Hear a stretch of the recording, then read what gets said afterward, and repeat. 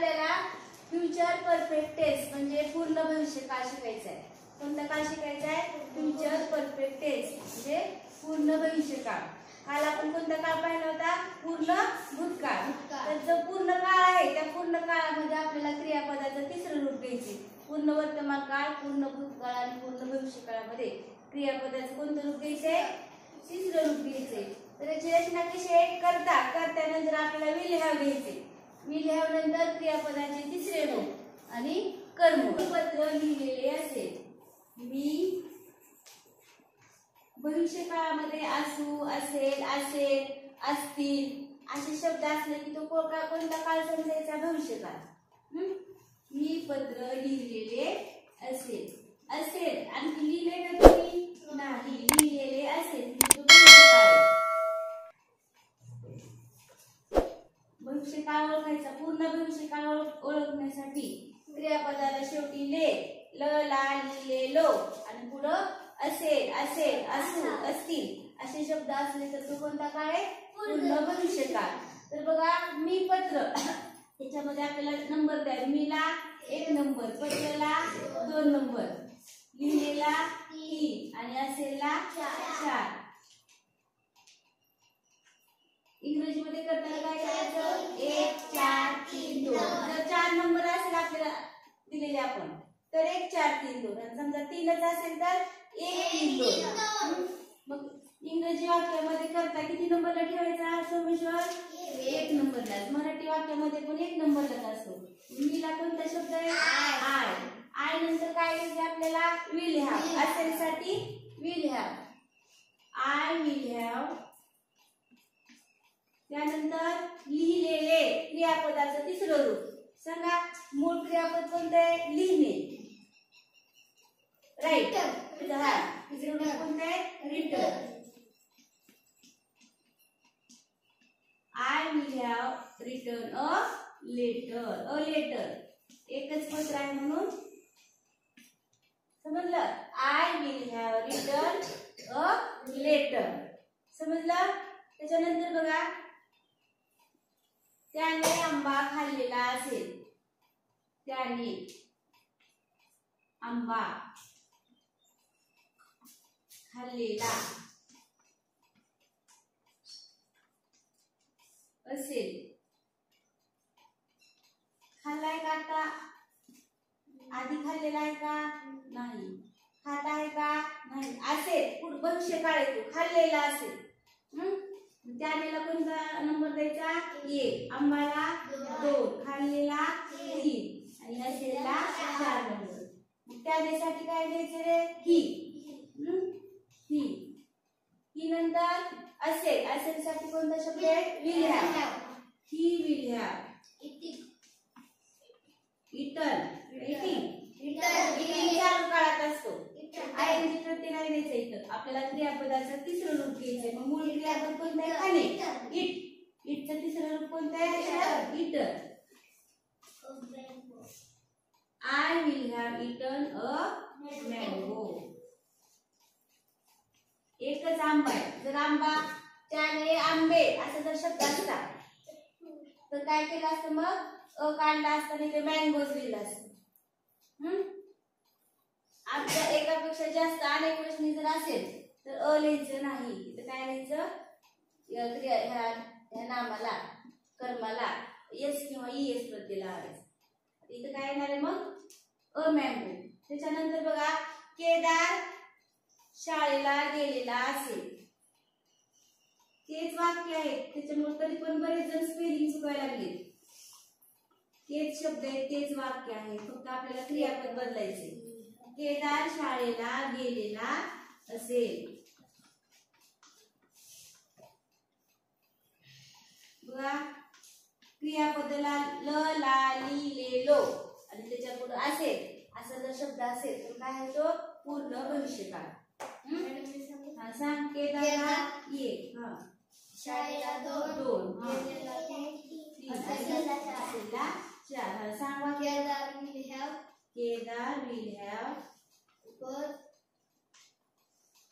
Will have. आता गेलेला मूळ क्रियापद कोणते रे? गो. Go to school. जाणे. त्याचं तिसरं रूप कोणतं?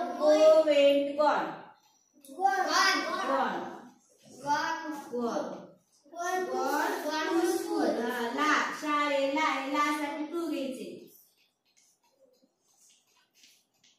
आयएनजी प्रत्यय म्हणजे चौथं रूप झालं ते चालू काळात घ्यायचं असते. आता पाठीमागे घेतलं होतं आपण चालू काळामध्ये. आता आणखी त्याच्यानंतर आपल्याला चालू पूर्ण काळ शिकायचं. चालू पूर्ण काळ तिचं आपल्याला आयएनजी प्रत्यय घ्यायचं. त्याच्यानंतर पुढचं वाक्य बघा. राजूने चित्र काढलेले असेल.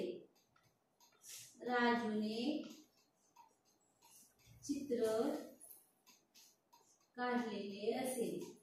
कोण सांगते रे? सांगितलं दुसरं सांगा आता कोणतरी. राजू. कोण आहे? हा इथे नंबर देत नाही. हा जागा नाही. हा राजूने. गौरी कुठे गेली? गौरी राजूने लिहिलं होतं तिला. राजूने स्पेलिंग तयार करून. राजूने RAJUNE राजूने. Raju RAJU Raju. Will have. Raju will have draw a picture. Draw नाही. Draw a picture. ड्रॉ हे पहिलं रूप आहे. दुसरं रूप कोणतं आहे? Drawn a picture. बघा ड्रॉ, ड्रीव आणि ड्रॉन. ड्रॉ हे पहिलं रूप आहे. ड्रीव हे दुसरं रूप आहे आणि ड्रॉन हे तिसरं रूप आहे. Raju will have drawn a picture. समजलं? अक्षर समजलं का? त्याच्यानंतर पुढचं वाक्य बघा. त्यांनी वर्तमानपत्र वाचलेले असेल. त्यांनी किंवा पुस्तक. त्यांनी पुस्तक वाचलेले असेल.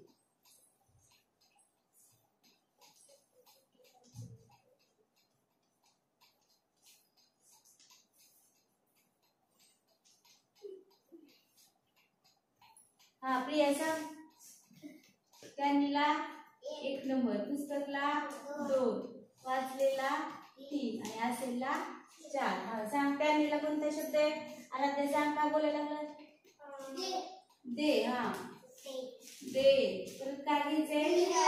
असेलला will have. They will have.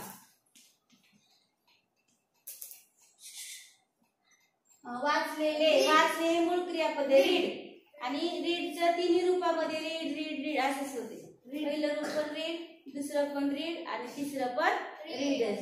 They will have read. रीडचं स्पेलिंग किती दिवस झाला आपण तास घ्यायला लागलो तरी पण चुकतात बरेच जण. They will have read a book.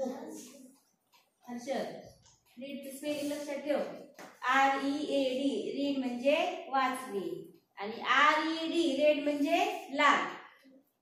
Red म्हणजे काय? लाल. मग परत पुढचं वाक्य.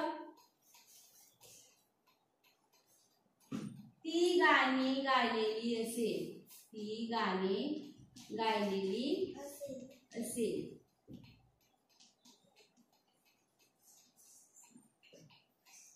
हा सांग आराध्या. आता बोलायला लागलीस ना तू. सांग. तिला 1 हा गाणे 2 गायलेली 3 हा आणि असेल 4. सांग आता उत्तर तू सांग. तिला कोणता शब्द रे? शी. हा शी नंतर काय घ्यायचे? असेल आपल्याला विल हॅव घ्यायचे. शी विल हॅव हा गायलेली. सांगा. सेल. हा संग. संग अ सॉन्ग. संग सॉन्ग एकच गाणे. संग सॉन्ग. जर गाणी शब्द जर असता तर सॉन्ग आला असतं अ काढून. तर बघा सी विल हॅव संग अ सॉन्ग. गायलेली. ह्याचं मूळ क्रियापद कोणते? सिंग. सिंग, सॅंग, संग. दुसरं रूप. पहिलं रूप सिंग, दुसरं सॅंग, तिसरं संग. SUNG संग. सी विल हॅव संग अ सॉन्ग. त्याच्यानंतर पुढचं वाक्य बघा. तुम्ही नदीत पोहलेले असाल. तुम्ही नदीत पोहलेले असाल.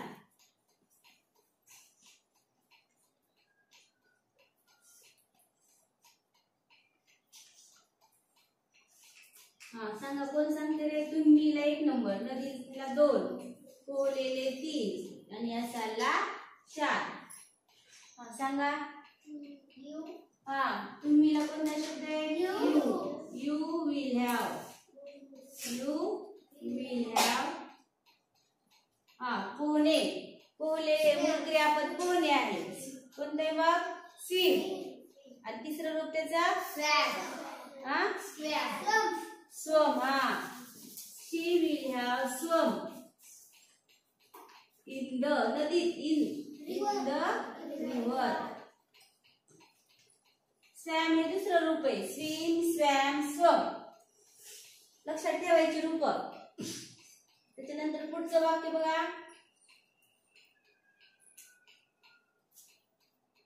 आम्ही क्रिकेट खेळायला सुरुवात केलेली असू. आम्ही क्रिकेट खेळायला सुरुवात केलेली असू. केली का सुरुवात? नाही, भविष्यकाळ आहे. असू म्हणजे भविष्यकाळ झाला तो. केलेली असू. हा सांग. नंबर न देता सांग बरं आता. बघा, आम्हीला 1 नंबर, क्रिकेट खेळायला 2 नंबर, सुरुवात केलेला 3 आणि असूला 4. सांग. We will have play cricket. We will have सुरुवात केली. सुरुवात करणे मूळ क्रियापद आहे. कोणते? स्टार्ट. Started, started. तिन्ही रूप पण सारखं. Started. We will have started. STARTED. Started. हा टू प्ले खेळायला. याला साठी टू घ्यायचे. To play cricket.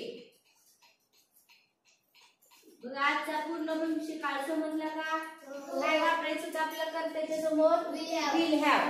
कर्त्याच्या समोर काय वापरायचं होतं? विल हॅव वापरायचं.